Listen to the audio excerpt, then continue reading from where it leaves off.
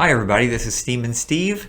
I got my semi-annual haircut the other day, got to look good for the camera. And last time we talked, Hurricane Irma was on its way to Florida. It wasn't the best time to be in Florida here. We lost power for about a week, at least in my hometown. We got trees down all over the place.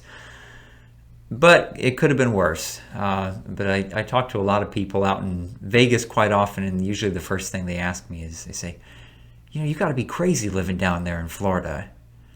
And I say, well, yeah, of course we're crazy. What do you think? I mean, we got hurricanes, we got alligators down here all over the damn place. We got cockroaches bigger than birds flying around. They're flying cockroaches. I mean, hell yeah, we're crazy. What kind of a stupid question is that? Are we crazy down here? So, yes, but things are getting back to normal. I'm happy to be doing another hand review. Couple quick things here. As you might be able to see here, I'm wearing my Secrets of the World Champions seminar official polo shirt, and the videos, as you may remember, the Secrets of the World Champions seminar, we had it out in Vegas at the Rio this summer. It was an all-day seminar, $1,500 to get into. All the videos from that seminar are now available. We've got videos with Johnathan Little, with Scottie Nguyen, with Clements, and I do some coaching as well, and all the videos from the seminar are available for purchase now at a much discounted rate from what you would have paid to get into the seminar. And you can find them at advancedpokertraining.com/secrets. So if you go there, in fact, I have an offer code for you today. If you can, you'll find an offer code box on there. If you enter the offer code videos297, videos297, that will get you all of the videos for $297, which is, like I said, it was $1,500 to get into the seminar. Really, the only things you don't get is you're not going to get this fabulous polo shirt here, and you're not going to get the delicious hot lunch buffet we had at the seminar, but you're going to get all the training videos from it for $297 with that offer code. So check that out. The other thing I want to say is just about a month to go now until the book written by Scottie Nguyen and myself called From Vietnam to Vegas is going to be coming out from D&B Publishing. It's going to be available on their website or on Amazon.com, hopefully by early to mid-November, and I'm super excited about it. And we have been working on this book for, almost a year now, and in it, Scottie and I review over 170 hands from the main event final table of 2016. Scottie gives his perspective on what he was thinking about. I sometimes take a look at some of the hands from a math/game theory approach. So the book is called From Vietnam to Vegas. It will be available. It's available for pre-order now. You can pre-order it on dnbpoker.com or on amazon.com. On to the hand. Let's see here. We have a user named Bluff who submitted this hand. He says it's a $5,000 pot in a 5-10 game.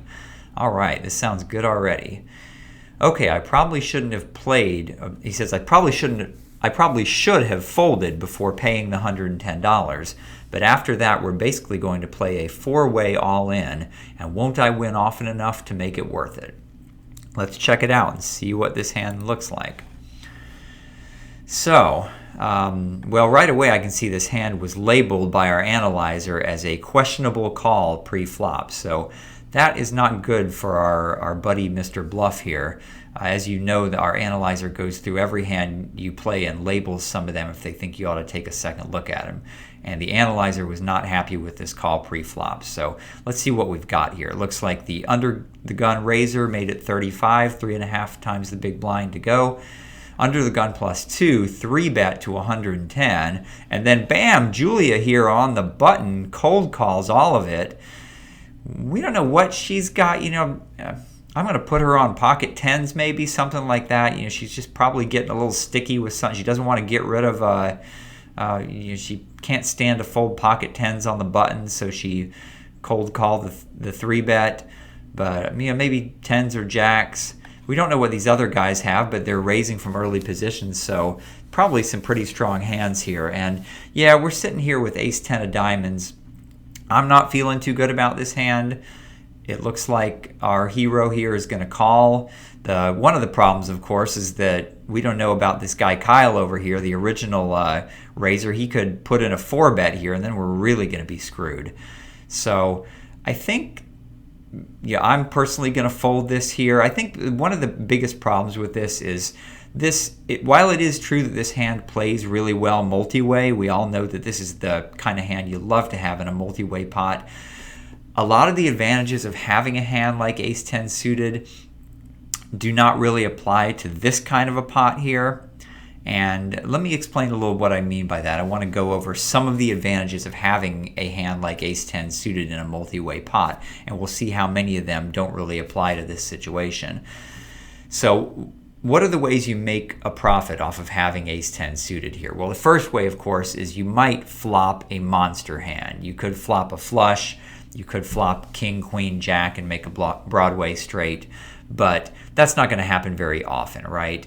In fact, if you go over to your member page here, it's kind of hidden up here, but under free tools on the top menu, we have an odds chart here. They'll even look at some of this for you, and if you can see this, look, that's kind of funny. There's the ace-10 of diamonds right there on our odds chart. It's funny that it's the exact same hand. And as you can see, if this is big enough, you're going to flop a flush less than 1% of the time. So that's not going to be particularly helpful, an event that's going to occur less than 1% of the time. And even with two connected cards like 7-8, you're going to flop a straight, only less than 1.5%, 76 to 1 against. And of course, ace-10 is not going to flop a straight nearly as often as a hand like 8-7. So really, we're going to flop a straight less than 1% of the time as well. So really, we're not going to make a monster hand on the flop very often to obviously to make a profit off of it just based on flopping a monster hand. So the second thing that could happen is we could flop a monster draw, right? We could flop a flush draw with 2 overcards, a monster draw that has so much equity it can be played aggressively as a favorite. That's not really going to happen here because in order to have say a 15-out draw here, we would have to believe that both of our overcards are going to be good. And if the flop comes with 3 low cards, with the action so far, we could have someone sitting here with pocket aces. We could have we could flop flop top pair if a 10 comes on the flop and it's top pair, that's great, but one of these guys could have pocket queens and we won't have the best hand. Or if we flop an ace, someone could have ace king here and we won't have the best hand. So at best, we're going to be able to count on having 9 outs on the flop. So we're never going to flop a monster draw that can be played aggressively for value. So number 3, the third way we could profit from a hand like this is we could flop a decent draw. That's going to be your 9-out draws, a flush draw. It's not going to be so powerful that it can be played aggressively for value, but it can be played aggressively as a semi-bluff and win the pot. The only problem with that here is that with all this action so far, it's hard to believe that we're going to pick up the pot a lot of the time on the flop with a semi-bluff. I mean, let's say we do flop a flush draw, by the time we go to the flop here, assuming Kyle calls, there's going to be almost $500 in the pot already, and so most of these guys are going to have a stack to pot ratio of under 2, and it's unlikely they're all going to go away. So really, we don't have a lot of fold equity on the flop when we try to semi-bluff, and that's a problem, because that's one of the ways these hands make a lot of profit. Obviously, as we saw from that other odds chart, we're not going to flop a flush too often, but we are going to flop a flush draw. We're 8 to 1 against flopping a flush draw. We're going to flop a flush draw much more often, but it's going to be tough to capitalize on those flush draws without actually making our flush. And to do that, we're going to be 2 to 1 against making our flush on the flop. We're going to have to put even more money in to attempt to make our flush. Finally, sometimes these hands like ace-10 suited have value because we can actually flop top pair and win. But again, as I talked about before, that's not going to happen very often. We're not going to flop top pair here and be really very happy with it because someone could have ace king out here. Someone could have pocket queens or pocket kings. Someone could even have pocket aces, even though we have a blocker to the ace. So we're not going to win with top pair too often on this flop. So really the only way we're going to make a profit off of this is when we flop a monster hand, when we flop a flush, or we flop a straight, or somehow we get lucky and we flop a flush draw and it gets checked around the whole way and we make our flush on the turn. But that's not going to be very often. So I don't think we have the implied odds to call this. I think we're far from having the implied odds to call this, and the correct play is to fold. I don't want to go so far as to say this is a terrible, terrible call. It's just that too much of the money is going in pre-flop. We have a really deep stack, but this is 10% of our opponent's effective stacks. If it had just been one raise, if it was 35 to us and it would only cost us 30 more, I would definitely call this. But for 110, it's more than 10% of the effective stacks. And the problem is, as I said before, is that there's going to be too much betting and raising on the flop. In fact, all the money may go in on the flop. So even if we flop a flush draw, we're not going to have enough money left. Implied odds only have value if you actually have some money left after you make your draw, right? That's why they're called implied odds. So if all the money goes in on the flop and all we have is a flush draw, that's all right. But the real way to make money off of this is if we can make our flush and still have some money in our stack left to sucker these guys in for the rest of their stacks. But the money is going in too quick here. And of course, there is still that liability that Kyle is going to make a 4-bet here, and that's really going to stink. That being said, Mr. Bluff here, I believe he decided to call this, and let's dial down the speed a little bit here. And let's go ahead and see what happened. So he does call, and